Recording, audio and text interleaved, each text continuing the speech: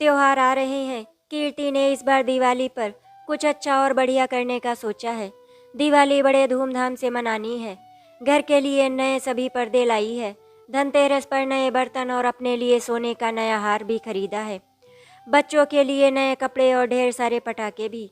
अपने पसंद की हर एक चीज नई ली है। अभी कुछ दिन पहले ही तो दोनों पति पत्नी विदेश होकर आए हैं।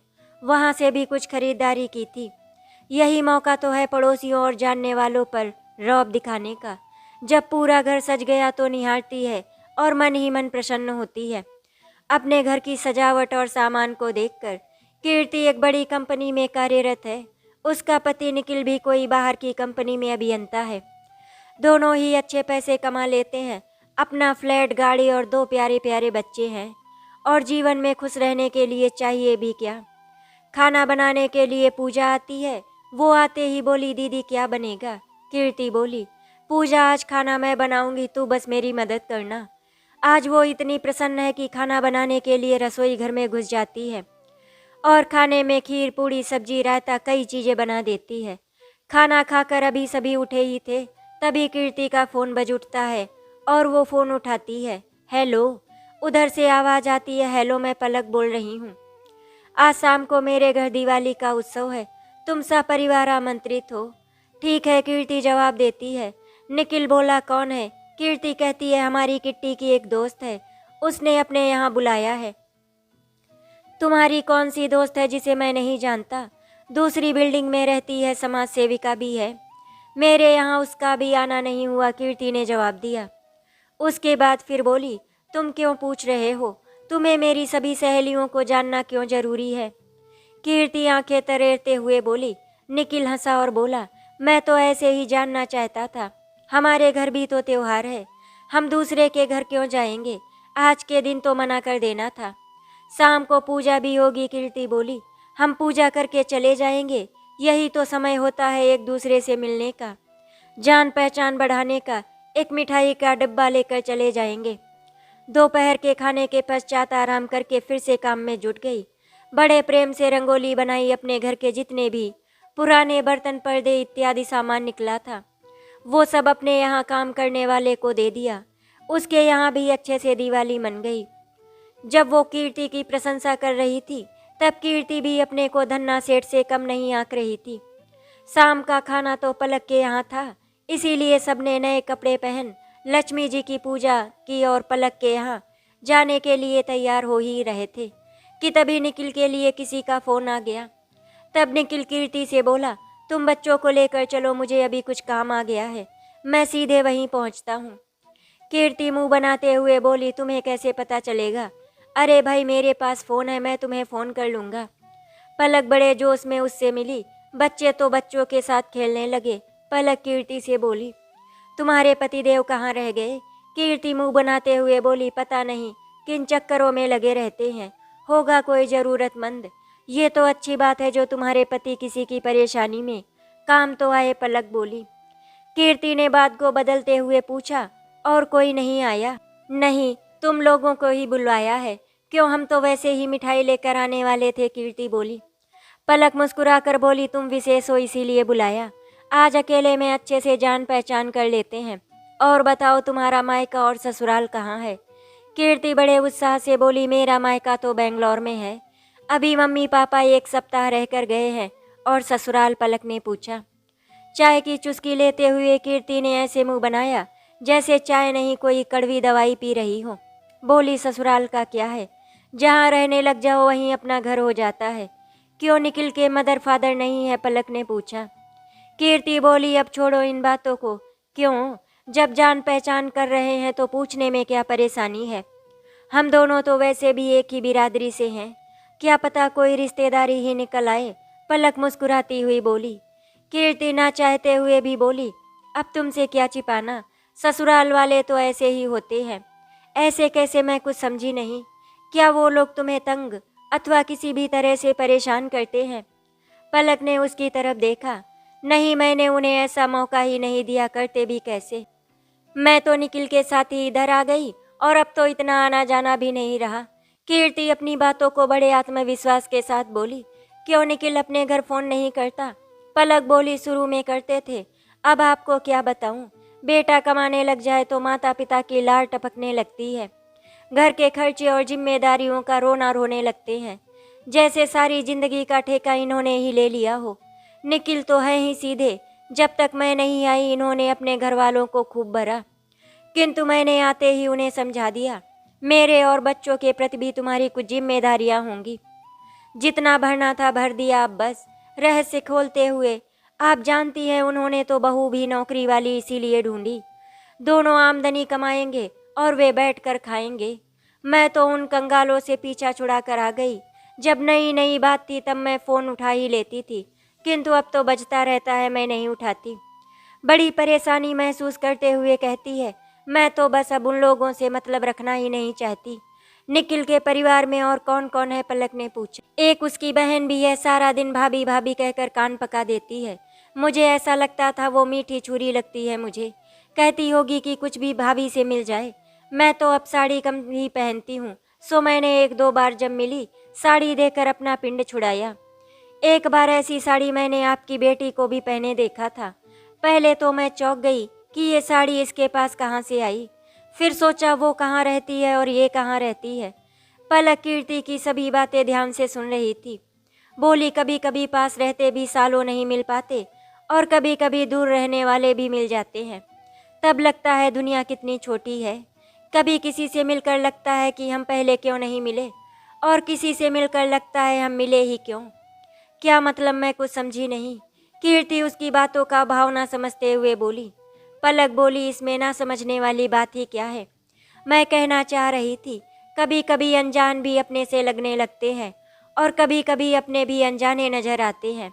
हाँ, ये तो तुम सही कह रही हो। मैं अपना समझकर ही तुम्हें बातें बता रही हूँ, वरना ऐसे ही हर किसी को कोई अपना दर्द नहीं सुनाता। उसकी बात सुनकर पलक मन ही मन मुस्कुराई और सोचने लगी, ये दर्द भी ना कितना अजीब है। जो दर्द में होता है वो कह नहीं पाता, जो दर्द देता है उसे महसूस ही नहीं होता। पलक बोली, अब तुम भी क्या कहोगी कि दीपावली के दिन अपने घर बुलाकर न जाने क्या क्या पूछने लगी। फिर भी एक प्रश्न मेरे मन में आ रहा है तो पूछ ही लेती हूँ, क्या कभी उन लोगों ने तुम्हारे साथ कोई अनुचित व्यवहार किया है? करके तो देखे, जेल भेज देती। कीर्ति आंखें तरेरते हुए बोली, कभी अनुचित व्यवहार तो नहीं किया, तभी बचे हुए हैं। मीठा बोलते हैं किंतु उसमें मुझे उनके लालच की बू आती है। कितना भी मीठा बोल ले, किंतु मैं उनके बहकावे में नहीं आती। कीर्ति का फ़ोन बजा, निखिल का फ़ोन था। वो कह रही थी हम आपके इंतज़ार में बैठे हैं। उधर से कुछ बातें हो रही थी जो कि पलक नहीं सुन पाई। कीर्ति कह रही थी आपने खाना भी खा लिया, और उसने उसे पलक के फ्लैट का नंबर और फर्स्ट फ्लोर बताया। पलक ने उसकी बातों से ही अंदाज़ा लगा लिया था कि निखिल खाना खा चुका है। उसने भी तुरंत भोजन मेज पर लगा दिया। तभी कीर्ति बोली, वो तो हमें लेने आएंगे, खाना खा चुके हैं। मैं समझ गई थी, इसीलिए पहले ही खाना लगा दिया। खाना खाए अभी कुछ क्षण ही बीते थे, तभी कीर्ति के फ़ोन की घंटी फिर से बजी। कीर्ति बोली, क्या आप नीचे ही खड़े हैं, आप ऊपर नहीं आएंगे? मेरे दोस्त से भी मिल लेते। फ़ोन बंद करके बोली, अच्छा जी, अब हम चलते हैं। आपसे मिलकर बहुत अच्छा लगा। एक बार फिर से दिवाली की शुभकामनाएं। दोनों बाहर छज्जे पर आती हैं, नीचे देखती हैं। बच्चे पहले ही दौड़कर अपने पापा के पास आ चुके थे। पलक नीचे देखकर कहती है, तो ये है कंगालों का बेटा, कहकर हंसती है। कीर्ति ने उसकी बात सुनकर पलक को देखा। पलक बोली, यानी तुम्हारा पति? कीर्ति उसके इस व्यवहार को समझ नहीं पाई। पलक उसकी हंसी उड़ा रही थी अथवा निखिल पर व्यंग कर रही थी। वो अपने द्वारा बताई बातों पर मनन कर रही थी कि कहीं मैंने उसे अपनी बातें बताकर कोई गलती तो नहीं कर दी। 2 दिनों के त्योहारों के बाद रविवार की छुट्टी थी। पलक ने कीर्ति को फ़ोन किया, आज हमारी संस्था में जलसा है, तुम भी आ जाना। तुम देखना हमारी संस्था लोगों की किस तरह मदद करती है। अपने पति और बच्चों को भी लाना। कीर्ति ने मना किया, किंतु पलक ने कहा, आज तो छुट्टी है, कोई बहाना नहीं चलेगा। 3 बजे सभी तैयार होकर चल दिए। वहाँ गरीब बच्चों ने अपने हाथ से बनाए सामानों की झांकी लगाई हुई थी।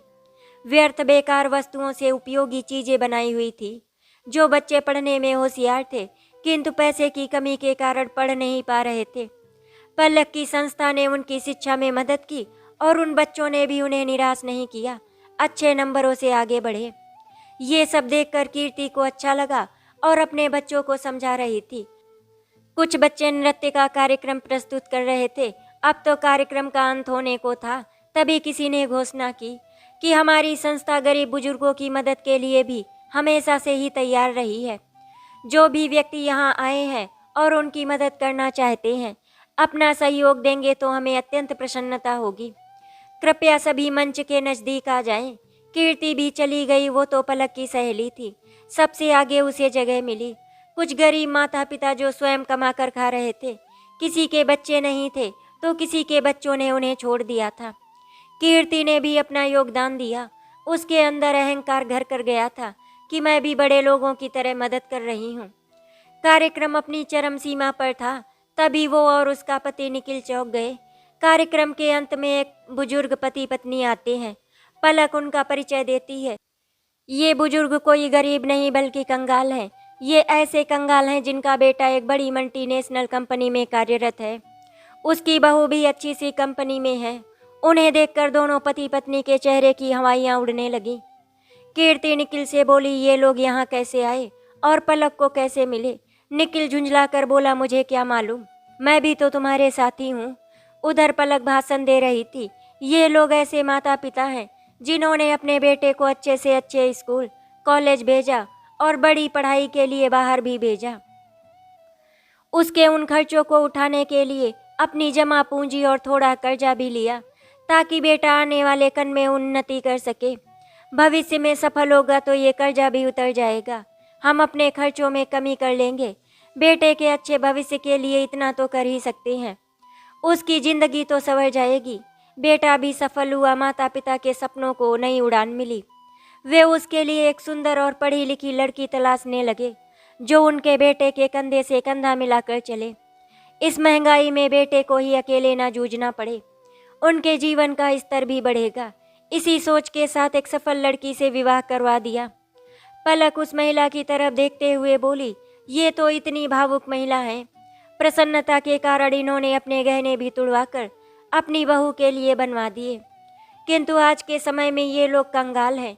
पैसे से ही नहीं, रिश्तों से भी कंगाल हैं। इनके बहू बेटा देश विदेशों में घूमते हैं, नौकर है, गाड़ी है, किंतु इन लोगों के लिए समय और पैसा कुछ नहीं है। तभी कीर्ति का ध्यान पलक के शब्दों पर गया। वो बार बार उन्हें कंगाल कह रही थी। उसे ध्यान आया, ये शब्द तो स्वयं कीर्ति ने ही पलक के सामने अपने सास ससुर के लिए बोले थे। उसके मन में प्रश्न कौंधा, क्या ये जानती है कि ये लोग ही मेरे सास ससुर हैं? क्या इसने हमें बेइज्जत करने के लिए बुलाया है? इसे ये लोग कैसे मिले? इस तरह के अनेक प्रश्न उसके मस्तिष्क में कौंधने लगे। पलक अब भी लोगों को भाषण दे रही थी।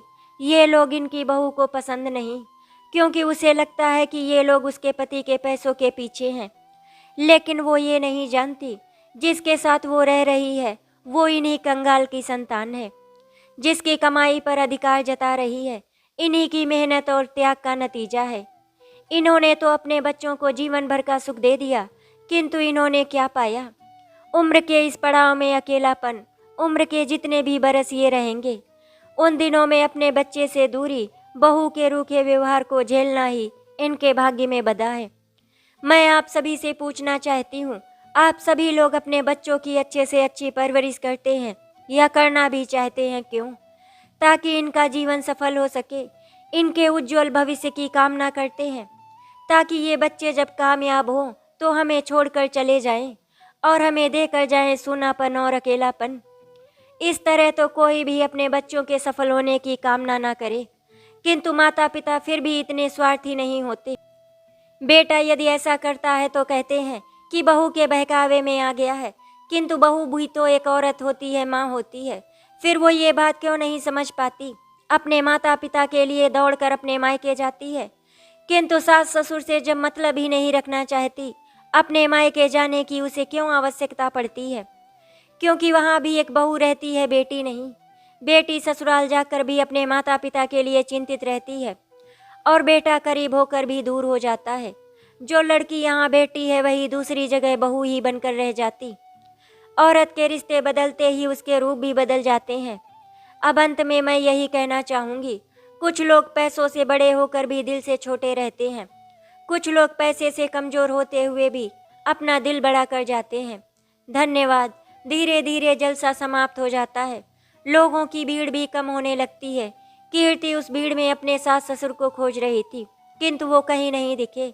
ना ही पलक का कोई अता पता चल पा रहा था। कुछ समझ नहीं आया तो दोनों पति पत्नी अपनी गाड़ी की ओर बढ़े। तभी उन्हें गाड़ी में बैठते हुए निखिल को अपने माता पिता दिखाई दिए।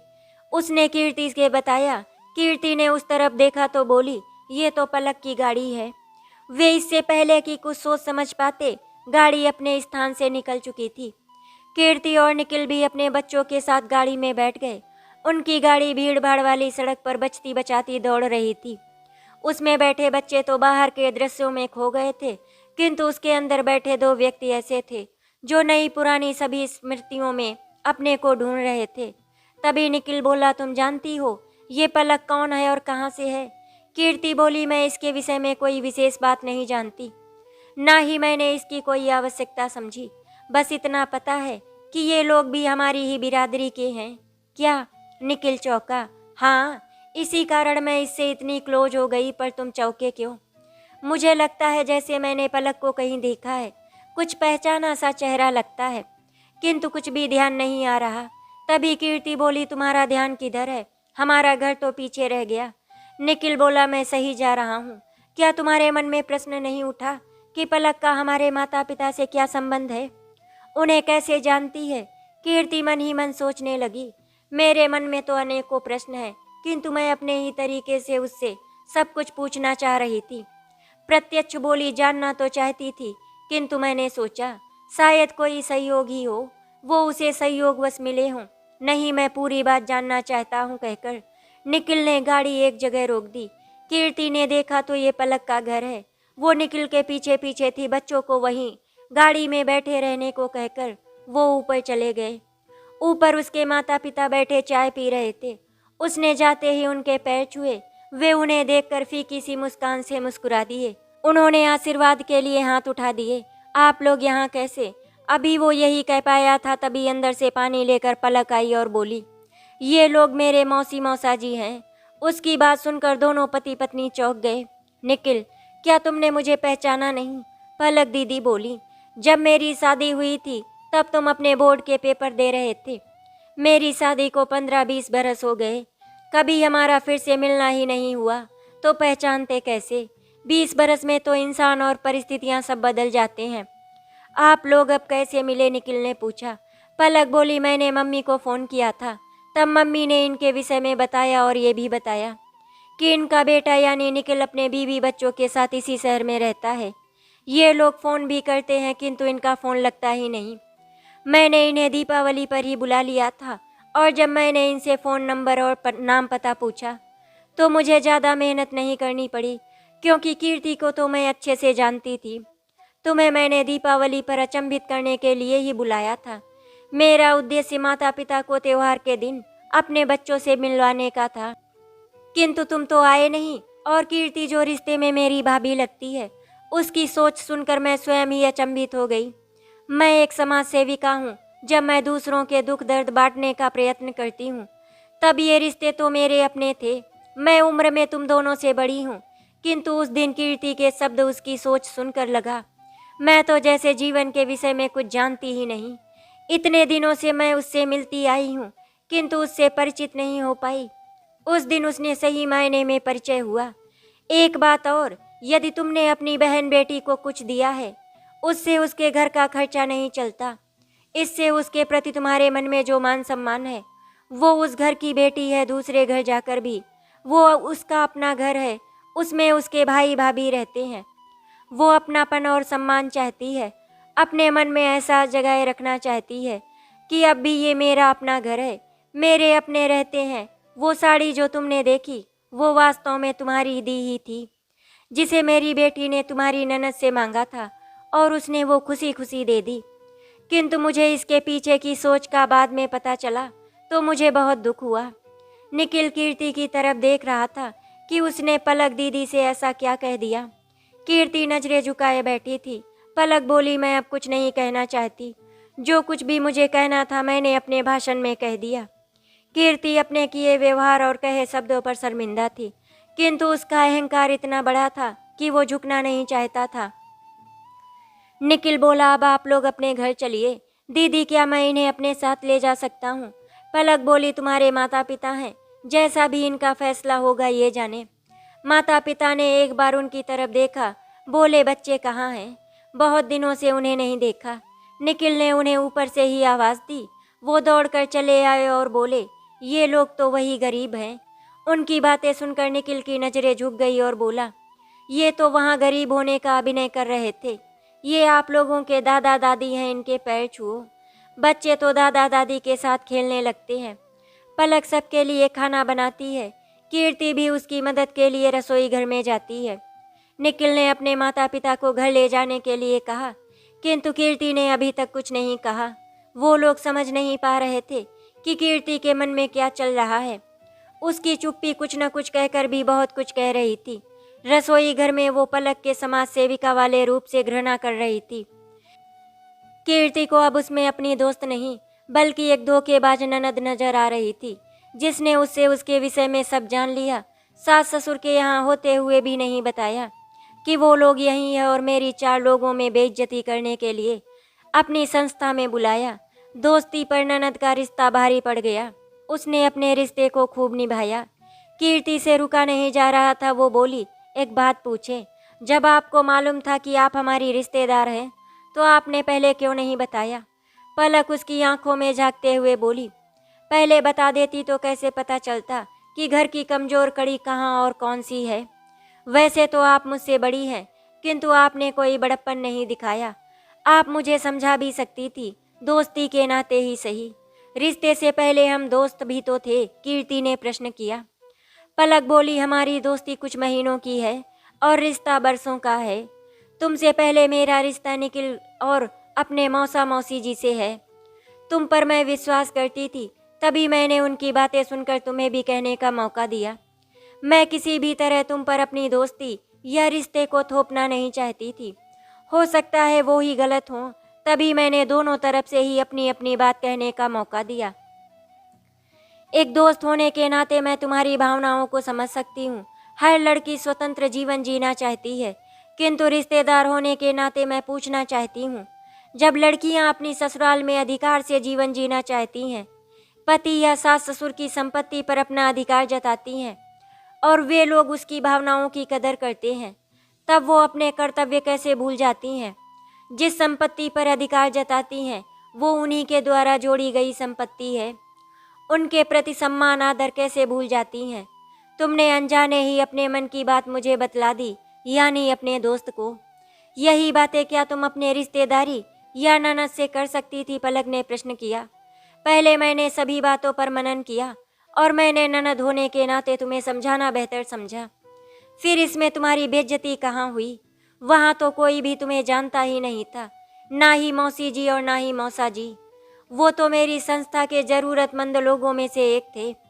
एक दोस्त होने के नाते अब मेरी यही सलाह है, पुरानी सोच को त्याग कर नई सोच के साथ नए रिश्तों की शुरुआत करो। आजकल तो इतने बड़े परिवार भी नहीं रहे, हद से हद 5 या 6 लोग। तुम क्यों अपनी सोच या व्यवहार से दूसरों को कहने का मौका देते हो? बात छुपाने से बातों का हल नहीं निकलता, बातों को कहने और अच्छी सोच रखने से समस्याओं का हल निकलता है।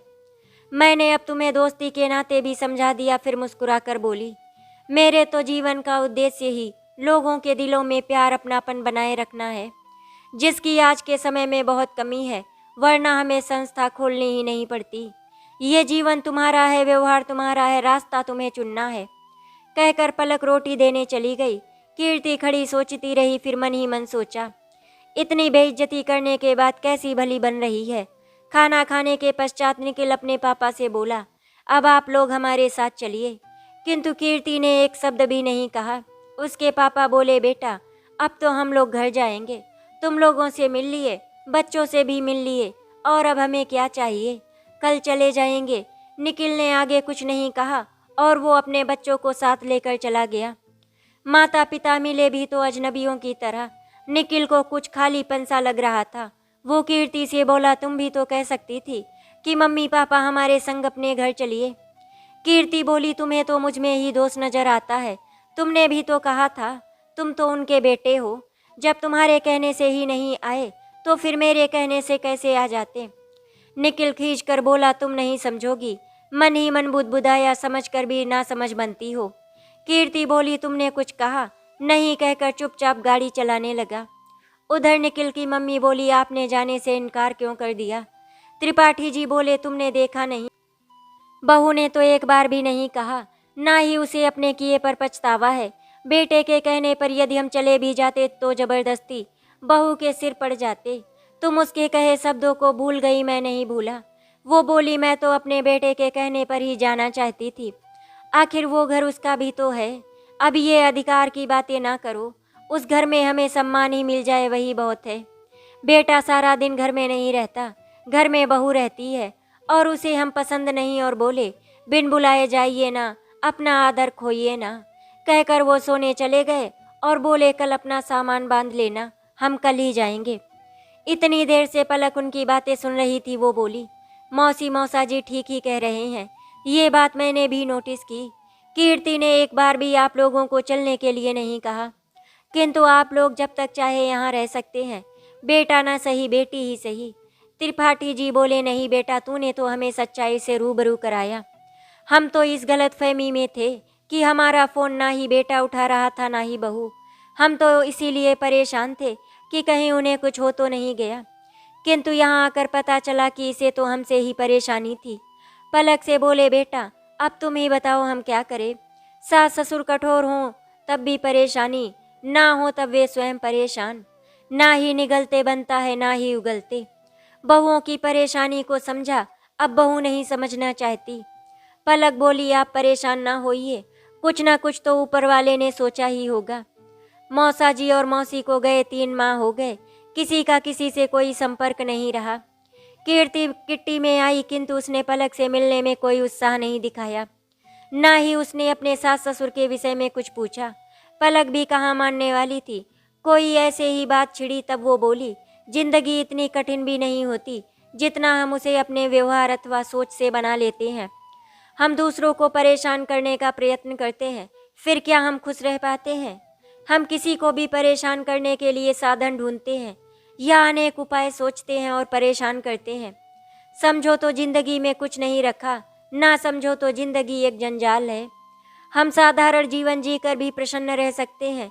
जीवन में जितना उलझना चाहो उलझ सकते हो।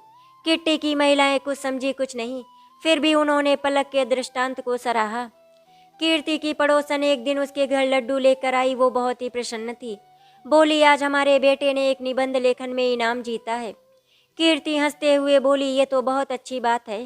कहकर एक लड्डू ज्यों ही मुंह में डाला, बोली, ये तो बड़े ही स्वादिष्ट हैं। पड़ोसन खुश होती हुई बोली, ये मोहित की दादी ने बनाए हैं, तुम तो जानती ही हो। मैं तो नौकरी के सिलसिले में ज़्यादा समय बाहर ही रहती हूँ, किंतु मोहित के दादा दादी ने उसे कभी भी मेरी कमी महसूस नहीं होने दी। वरना आजकल बच्चे अकेले रहकर चिड़चिड़े हो जाते हैं। यदि वे लोग ना होते तो शायद मैं ये नौकरी नहीं कर पाती, या फिर मोहित इस दुनिया में थोड़ी और देर से आता। उस समय हमारा हाथ भी तंग था। खैर छोड़ो, जो भी है, उनके कोई काम ना करने पर भी काफ़ी मदद हो जाती है। मुझे तो पता ही नहीं चलता मोहित क्या क्या करता रहता है। उसके जाने के बाद कीर्ति बुदबुदाई, ऐसे क्या हमने अपने बच्चे नहीं पाले? जिनके दादा दादी नहीं होते क्या उनके बच्चे पलते ही नहीं? आज कीर्ति का मन बेहद अशांत है, क्योंकि आज ही के दिन उसकी बेहद प्यारी सखी इस दुनिया से चली गई थी और उसकी मौत के जिम्मेदार और कोई नहीं, उसकी ससुराल वाले थे। कीर्ति सुबह उठी और अपने काम जल्दी जल्दी निपटा रही थी, किंतु उसका मन तो अपनी पुरानी स्मृतियों में खोया था। उसने निखिल के लिए ओट्स बनाए, बच्चों के लिए दोपहर के खाने की तैयारी कर रही थी। पता नहीं आज पूजा क्यों नहीं आई। अब ज़्यादा ज़रूरत होती है तब ये लोग छुट्टी करेंगी या देर से आएंगी। निखिल उसके व्यवहार को देखकर बोला, क्यों झुंझला रही हो? अब आप ही देखिए ना, पूजा अभी तक नहीं आई। मैंने कुकर में आलू उबलने के लिए रखे हैं, 2 सीटी आ जाए तो बंद कर देना। वो समय पर नहीं आई तो खाना मुझे ही बनाना पड़ेगा। मैं नहाने जा रही हूँ। निखिल बच्चों को उठाता है, वे अभी उठना नहीं चाहते, किंतु वो उन्हें कीर्ति के क्रोध का डर दिखाता है। दोनों फटाफट उठकर अपना अपना बस्ता लगाते हैं। तब तक कीर्ति भी नहाकर आ जाती है। पूजा को ना देखकर रसोई घर में घुस जाती है। तभी दरवाजे पर आहट होती है। उसी आहट से कीर्ति समझ जाती है कि पूजा आ गई है। बोली, जल्दी हाथ धोकर रसोई घर में आ जा। कुछ समय के लिए कीर्ति अपनी सहेली को भूल गई, या यूं समझिए जिंदगी की भाग दौड़ में उलझ गई। पूजा को जरूरी हिदायतें देकर वो बाहर आ गई और स्वयं भी तैयार होने लगी। मन ही मन सोच रही थी, कितना कमा लेते हैं, लेकिन ये भाग दौड़, ये सुबह का उठकर भागना नहीं दिखता। कभी कभी तो उठने की इच्छा भी नहीं होती, पर उठना पड़ता है। तब तक निखिल भी तैयार हो चुका था। दोनों गाड़ी की ओर बढ़े, तभी उसे पड़ोसन के ससुर आते दिखे। उन्हें देखकर निखिल ने नमस्ते किया और आगे बढ़ गया। गाड़ी में बैठकर निखिल बोला, यही तो जिंदगी है। अब हम अपने बच्चों के लिए मेहनत कर रहे हैं, भाग दौड़ कर रहे हैं, फिर बच्चों के लिए करेंगे। उन्हें उनके स्कूल छोड़ना ले जाना होगा। बहू बेटे तो अपने काम में व्यस्त होंगे। तभी उसे अपने माता पिता का ध्यान आया और बोला, बहू ने नहीं चाहा तो ये इच्छा भी गई। घर के किसी कोने में कभी अखबार पढ़ते या फ़ोन चलाते होंगे। हालांकि निखिल का उद्देश्य कीर्ति को दुख पहुंचाना नहीं था, किंतु कीर्ति को वो बात दिल पर जाकर लगी और वो बोली, मुझ में ही सारी बुराइयां भरी हैं। ना ही किसी को मेरा दुख दिखता है, ना ही परेशानी। उसके तेवर देखकर निखिल बोला, मैं तो ऐसे ही आम बात कह रहा था। आजकल जीवन में यही तो होता है, कभी बहू का पल्ला भारी, कभी सास का। मेरी मम्मी को उसकी सास यानी दादी ने तंग किया, तब वो सोचती थी मैं बहू के साथ कभी भी ऐसा व्यवहार नहीं करूँगी, किंतु बहू ने तो उन्हें कुछ करने या कहने सुनने का मौका ही नहीं दिया। खैर छोड़ो ये सब बातें, तुम मुझे ये बताओ, आज कैसे उखड़ी उखड़ी सी लग रही हो? क्या कोई बात मन में चल रही है? कीर्ति कुछ कहती उससे पहले ही उसके उतरने का समय हो गया। निखिल ने गाड़ी रोक दी और वो चली गई। फिर निखिल आगे बढ़ गया। उसकी बातों से कीर्ति को फिर से अपनी सहेली रजनी की स्मृति हो आई। तभी तृप्ति उसके पास आकर बोली, कैसी हो, सब ठीक है? कीर्ति ने हाँ में गर्दन हिलाई और काम करने का प्रयत्न करने लगी, किंतु आज उसका मन अपने काम में नहीं लग रहा था। तभी तृप्ति उसके पास आकर बोली, तुम्हें ऑफिस में बुलाया है, कहकर वो चली गई। मुझ पर काम शीघ्र करने की वजह से मैं रजनी को भूल गई। जब दोपहर के खाने पर हम साथ बैठे तब तृप्ति बोली, क्या कोई परेशानी है? नहीं, मैंने इनकार में सिर हिला दिया। तृप्ति बोली, कुछ बात तो अवश्य है, तुम्हारा चेहरा बता रहा है।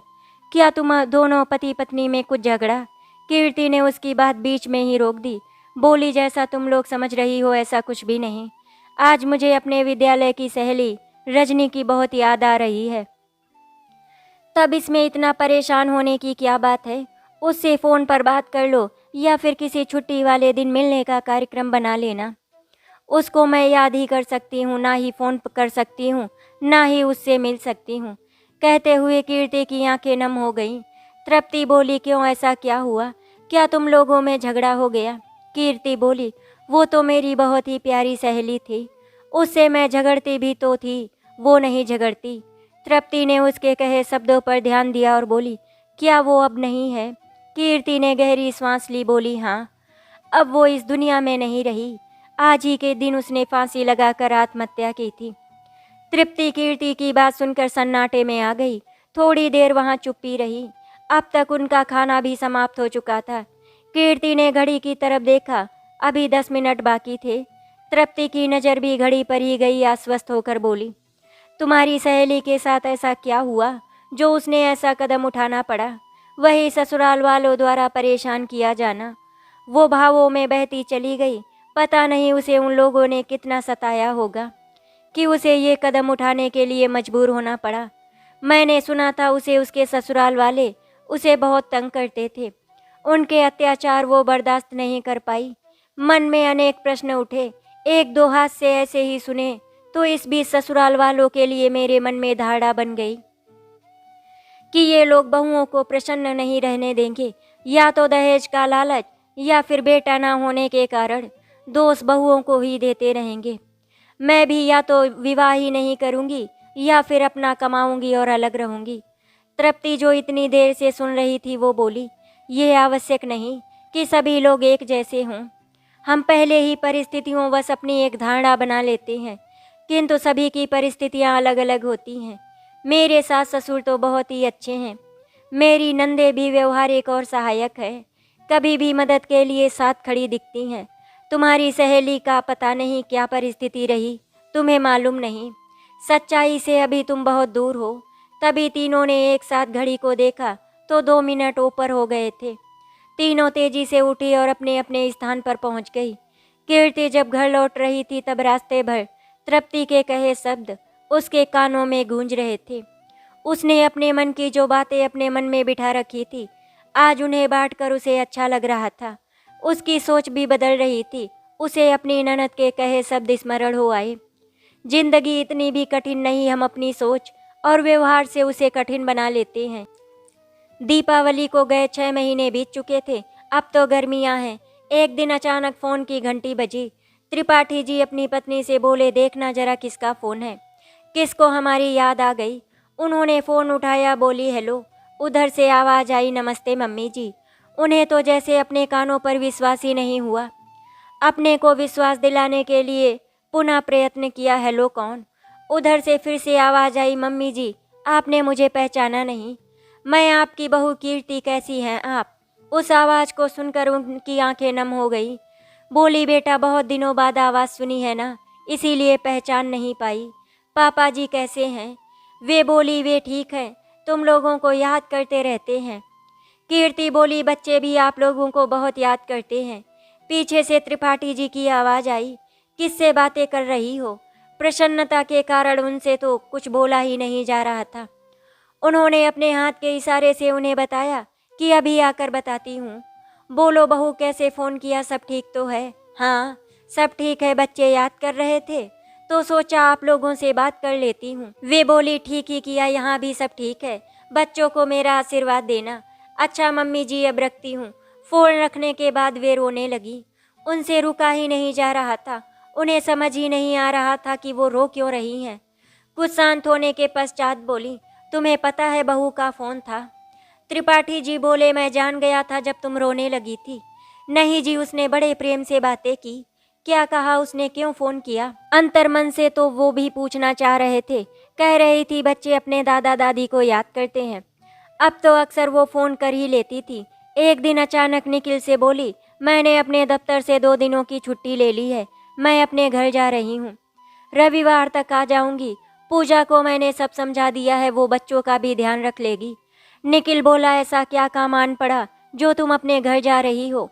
वो बोली, आकर बताऊंगी, आज तो रविवार है, आज तो दीदी आ जाएंगी। पूजा ने सारे घर की साफ सफाई की। बच्चे भी नहा धोकर दूरदर्शन पर कार्टून देखने लगे। लगभग 11 बजे होंगे तभी त्रिपाठी जी और उनकी पत्नी ने घर में प्रवेश किया। उन्हें देखकर निखिल खड़ा हो गया। बोला, मम्मी पापा आप यहाँ। उसने आश्चर्य से पूछा। हाँ बेटा, बच्चों की बड़ी याद आ रही थी, मन नहीं माना इसीलिए हम आ गए। उन्होंने मुस्कुराकर जवाब दिया। पूजा पानी ले आई। वे बोले, बेटा बहू कहीं दिखाई नहीं दे रही, कहीं गई है क्या। निखिल बोला, अपने घर गई है, आज ही आने वाली है। तभी उन्हें कीर्ति आते दिखी। निखिल उसे देखकर चुप हो गया। वो सोच रहा था कीर्ति से मम्मी पापा के विषय में क्या कहूँगा। कीर्ति ने उन्हें देख लिया और उनके पैर छुए और निखिल को अंदर ले गई। बोली, ये सब लोग कब आए, मेरे जाते ही तुमने इनको बुला लिया। निखिल बोला, वे लोग तो अपने आप ही आए हैं, अभी तो आए हैं तुम्हारे आने से कुछ क्षण पहले। त्रिपाठी जी बोले, बहू हमारा एक थैला नीचे ही रह गया। कीर्ति बोली, जी पापा जी मैंने पूजा से लाने के लिए कह दिया है। उसकी बात सुनकर निखिल बोला, 1 मिनट, तुम्हें कैसे पता चला कि वो मेरे मम्मी पापा का थैला है।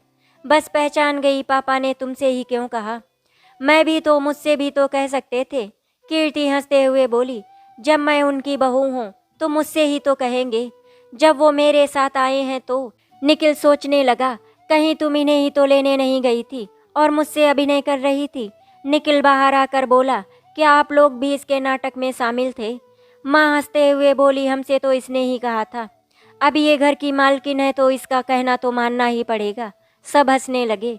पूजा ने खाना बनाया। मम्मी पापा नहाकर खाना खाकर आराम करने चले गए। आज कीर्ति को बहुत अच्छा लग रहा है। एकांत में निखिल बोला, ये सब तुमने कैसे किया। तब कीर्ति ने उसे भी रजनी और अपने दोस्तों से हुई बातें बताई।